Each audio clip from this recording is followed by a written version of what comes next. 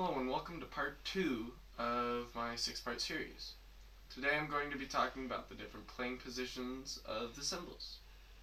So one of the things I'm going to be talking about is standby, which is where you sit when you're not doing anything or when you're receiving instruction.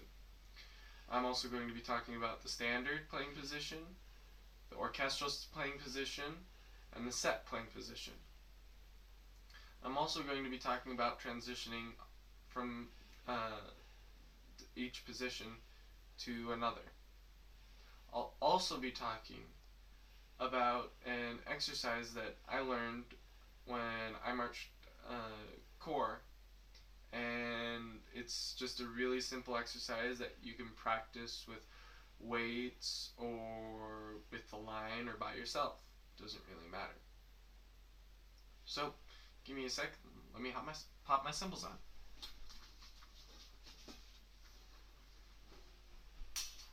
So, first thing I'm going to talk about is standby. It's going to be heels together, feet roughly around 90 degrees, or however your group has decided to say how wide they need to be. And then it's just right hand cymbal over left cymbal, or if you want to change it up, you can do left over right. Doesn't really matter to me. So this will be standby. This is where you go when you're receiving instruction or you're just waiting for instructions to be told to you, and when you're prepped and ready to go. So the first real playing position that you're actually going to be using is set. This is where you're going to be where right before a rep starts, and where you're going to be when you're ready and it's just about to start, and it's also going to be where you rest a lot, because there's not a lot of crashes half the time and a lot of show music. So this is set. The next playing position is standard playing position. So that'll be up, knots at eye level, and you want to try and get the cymbals as close as you possibly can without touching them. You also want to make sure that you're not flaying out like this or like that. You want to try and get two thin lines. You'll also want to watch your wrist, because that's not good and it could damage your wrist in the long run, and so can this. You want to try and make it so then there's a nice rod through your middle finger, up your arm, so it's all just one.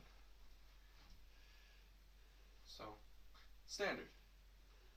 The next playing position is orchestral. So, it's going to be right out in front of you. You're going to be wanting to find your sternum, and you're going to go want to straight out, and that's where your knots are going to be. You want to have it at a 45-degree angle, kind of like where you're wearing a seatbelt. So you're going to be wanting it like this.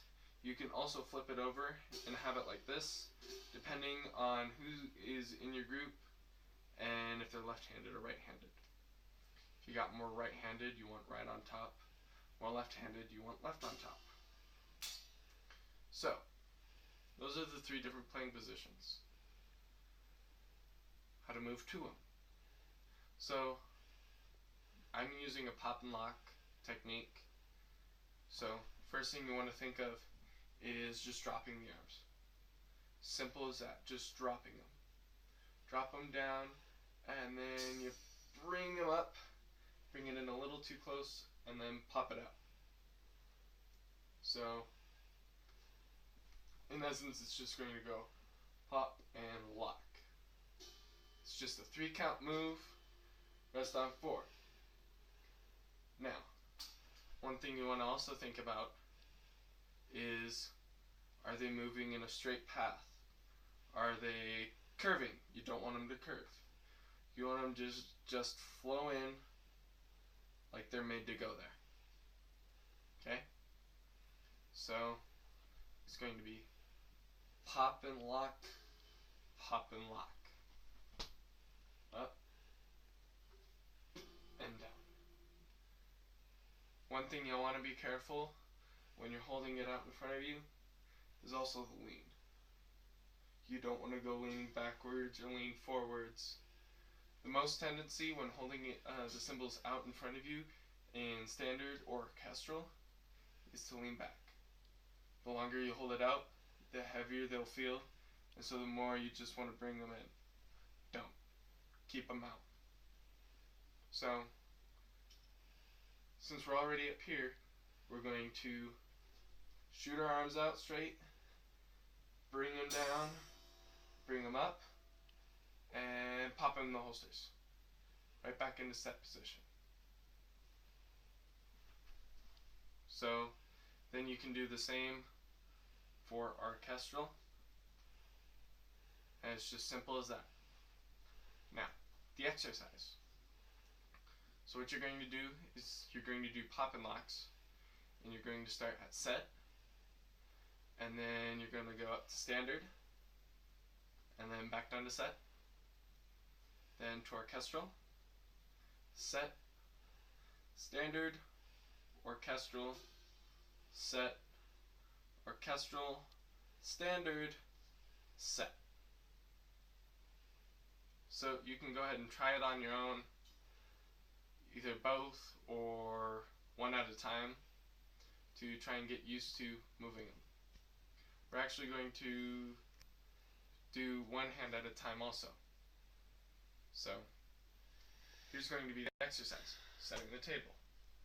So it's going to be 1, 2, 3, 4, 5, 6, 7, 8. Up to lock, down to lock, up to lock, down to lock, up to lock, down to lock, down to lock, up to lock, up to lock, down to lock, and 1. So you can also do this one hand at a time. It takes a little bit longer, but it's also worth the workout. So, starting just doing one hand at a time, face you guys this time. It's going to be 1, 2, 3, 4, 5, 6, 7, 8. Up to lock, lock, and lock, pop and lock, pop and lock, pop and lock, pop and lock, pop and lock. Up, standard, standard, orchestral, orchestral, pop and lock, pop and lock, pop and lock, pop and lock, pop and lock. Down, 3, 4, and 1. Only thing is trying to make sure that everything's right.